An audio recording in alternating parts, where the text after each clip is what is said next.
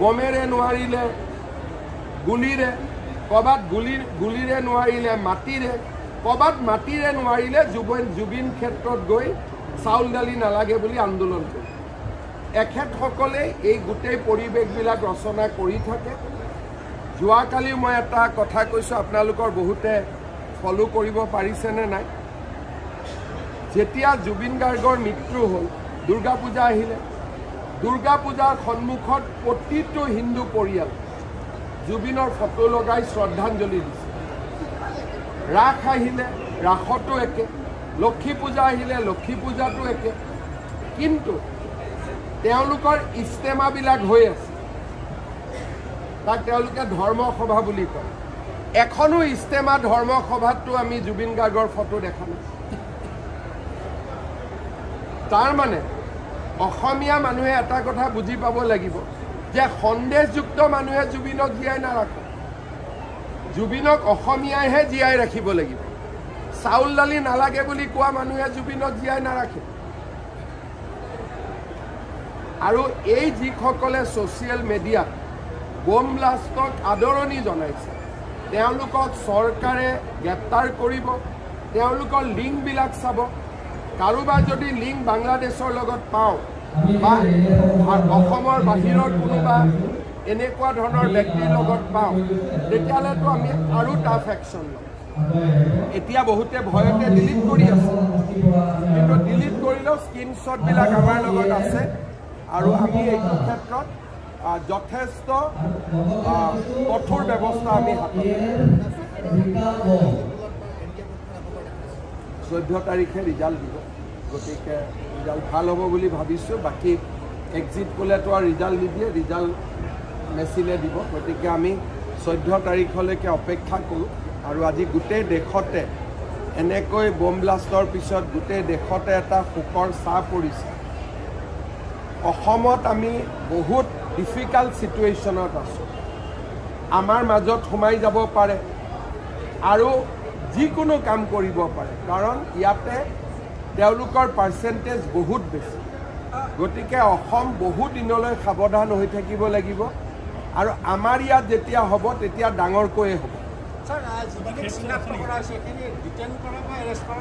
Arrest কৰিবৰ কাৰণে মই ইনষ্ট্ৰাকশ্যন দিছোঁ যে যাক যাক এনেকুৱা ধৰণে সন্ত্ৰাসবাদীক সমৰ্থন কৰিছে তেওঁলোকক মই গ্ৰেপ্তাৰ কৰিবৰ কাৰণে নিৰ্দেশ দিছোঁ। তাৰ মাজত যদি কোনোবা নাবালক আছে বা কোনোবাই নাজানি কৰিছিলে তেনেকুৱাও থাকে মানুহ, বা কোনোবাই কাৰোবাৰ মোবাইলটো লৈ বেলেগ এজনে নিজৰ মোবাইলৰ পৰা কৰোৱাই দিয়ে।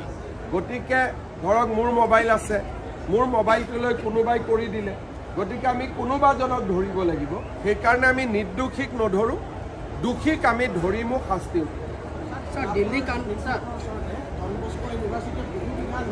এইটোৰ ওপৰত ডন বস্কোৰ পৰা আৰম্ভ কৰি বহু কেইজন ব্যক্তিয়ে তাতে মাটি দখল কৰি আছে। চৰকাৰে ইতিমধ্যেই তাৰ প্ৰতিবেদন লৈ ডিচিক একশ্যন ল'ব নিৰ্দেশ দিছে। এই মানুহসকলে হাইকোৰ্টত গৈ এটা ষ্টে লৈ ৰাখিছে, যাৰ বিৰুদ্ধে চৰকাৰে যুঁজি আছে।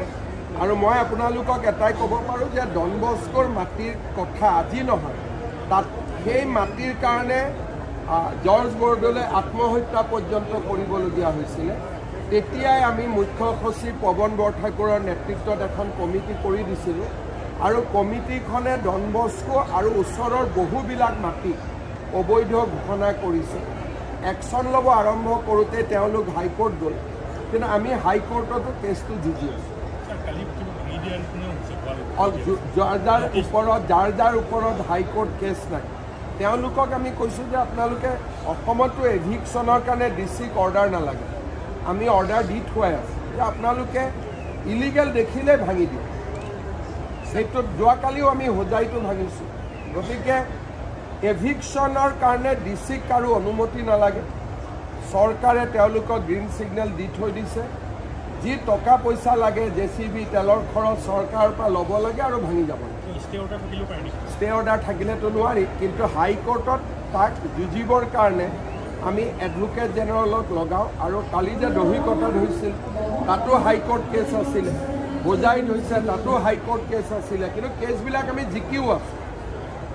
दिल्ली कांड में जो जिनको पकड़ा है वो सब एजुकेटेड लोग हैं, डॉक्टर है, उसके लिए भी सर ये देखिए अभी तक हमको ये सिखाया जाता था कि अगर लोग एजुकेटेड होगा एक्सट्रीमिज्म नहीं रहेगा, लेकिन आपने देखा कि एजुकेटेड होने से और डेंजरस हो जाते हैं और डॉक्टर बनने से और ज़्यादा डेंजरस हो जाते हैं। इसीलिए जो व्यक्ति का जो कलर है वो कलर कभी चेंज नहीं होता है। जो लोग वंदे मातरम नहीं गाते हैं वो लोग कभी भी भारतीय नहीं हो सकता है। अगर आप भारतीय नहीं हो सकता है कभी भी आप भारत माँ को माँ नहीं समझ सकते। तो इसीलिए हमें निरंतर सतर्क रहना चाहिए। और ये जो बात हमें बताया गया था कि एजुकेशन होने से सब कुछ ठीक हो जाएगा, वो नहीं। एजुकेटेड होने से वो लोग और ज़्यादा बम बनाएगा। अगर मन में खोट है तो एजुकेटेड होने से भी वो लोग खराब काम ही करेगा। एजुकेटेड होने का गारंटी ये नहीं है कि वो अच्छा काम ही करेगा। और एक जो डॉक्टर अरेस्ट हुआ है वो तो खुल्ला लाभ जिहाद में भी इन्वॉल्व होकर रहा था। जब वो कॉलेज में पढ़ता था वो खुद ही बोलते थे कि हम हिंदू लड़कियों को फंसा के मुसलमान लड़का का साथ शादी करवा देता था और धर्म का परिवर्तन करवा लेता था। तो ऐसा उनका बयान भी है। तो इसीलिए हमें सतर्क रहना है। हम बहुत ज़्यादा अगर अपने आप को छोड़ देता हूँ, नहीं कुछ नहीं होने वाला है, तभी जाके कुछ होता है। पहलगाम से भी हमको सीखना चाहिए, दिल्ली से भी हमें सीखना चाहिए। अब